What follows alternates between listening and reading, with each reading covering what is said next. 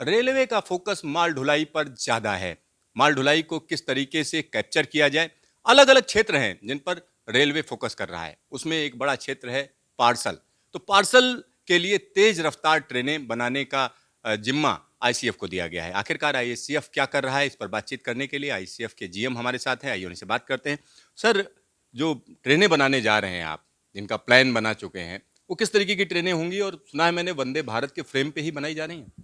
जैसे आपने सही सुना है, ये हमारे रेल मंत्री जी का इनिशिएटिव है कि पैसेंजर के साथ साथ अर्निंग के लिए let us focus on the freight movement also. Freight में जो एक ये अलग से सेगमेंट आया है जिसे हम लोग पार्सल या कोरियर बोलते हैं, उसमें टाइम इज़ इम्पॉर्टेंट। तो हम लोगों का, मंत्री जी का हमारा एम ये है कि जो ट्रैफिक अभी मूव करता है एयर से, उसको how to capture it back to railways. तो for the big metro, Delhi Bombay, Delhi Calcutta और चेन्नई टू से Calcutta Bombay, we are developing this freight EMU that is basically on the platform of the Vande Bharat type train only, but inside, instead of having the seats inside, we will be having a provision for keeping the containers or any other mode which the firms are ready to give us the freight. Sir They will move at 130 sir, kmph. कितने डिब्बे की ये train होगी और इसका नाम क्या दिया गया है? इसका नाम हम लोग फ्रेट मेट्रो दे रहे हैं और ये एक ट्रेन 16 कोच की होगी।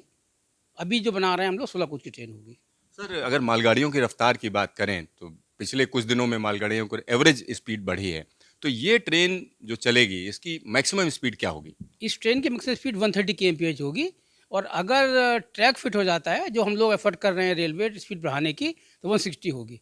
वंदे भारत टाइप ये 160 के लिए फिट होगी, सर, 160। इस तरीके की जो ट्रेनें हैं, अगर हम डेडिकेटेड फ्रेट कॉरिडोर की बात करें, जो कि बड़ी तेजी से जिस पर काम चल रहा है, कुछ सेक्शन ओपन भी हो चुके हैं, तो उनके लिए कितना यूजफुल होगी? डेडिकेटेड फ्रेट कॉरिडोर की स्पीड 100 kmph है, तो वहाँ पे चलाने से बहुत एडवांटेज नहीं होगा, क्योंकि स्पीड 100 ही रहेगी वहाँ पर। ज़्यादा एडवांटेज वहाँ होगा जहाँ पर वी आर रनिंग राजधानी शताब्दी train at high high speed. मतलब दिल्ली, कोलकाता, कोलकाता मुंबई और मुंबई से चेन्नई, इनके बीच में चलाने का प्लान है। तो सर, एक अगर और चीज़ बताएं, स्पीड के साथ साथ इसका बैक से एडवांटेज होगा एक्सेलरेशन का। जो पिकअप और ब्रेकिंग है बहुत फास्ट होगी इसकी, इसलिए भी एडवांटेज मिलेगा हमको टाइम बेस से। सर, रेफ्रिजरेटेड यानी चीज़ें भी इसमें भेजी जा सकेंगी, यानी जो आसानी से जिनको एक जगह से दूसरी जगह जाने में कम वक्त लगे। तो तमाम किसानों के लिए भी यूजफुल होगी क्या? किसान रेल के तौर पर भी इनको चलाया जा सकता है? किसान रेल का जो कॉन्सेप्ट अभी आया है वो डिफरेंट कॉन्सेप्ट है इससे, क्योंकि उसमें कंसेशन मिलता है। अब ये फैसला तो रेल मंत्रालय करेगा इसके ऊपर। तो ये ट्रेनें अगर हम मेनली कहें तो किस तरीके का ट्रैफिक खींचेंगी रेलवे की तरफ? जैसे बताया ना हमने, पार्सल ट्रैफिक, कोरियर ट्रैफिक।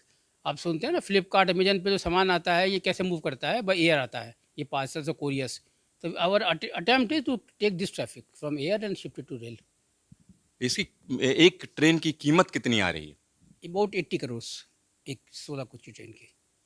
आपका ढेर सारा धन्यवाद न्यूज स्टेशन से बातचीत। धन्यवाद, धन्यवाद। तो यहाँ पर आप समझिए रेलवे का जो फोकस है कि तेज रफ्तार जो ट्रैफिक होता है, खासतौर पर माल ढुलाई होती है, अगर हम उसकी बात करें तो उसके लिए ट्रेन काफ़ी सुविधाजनक होगी।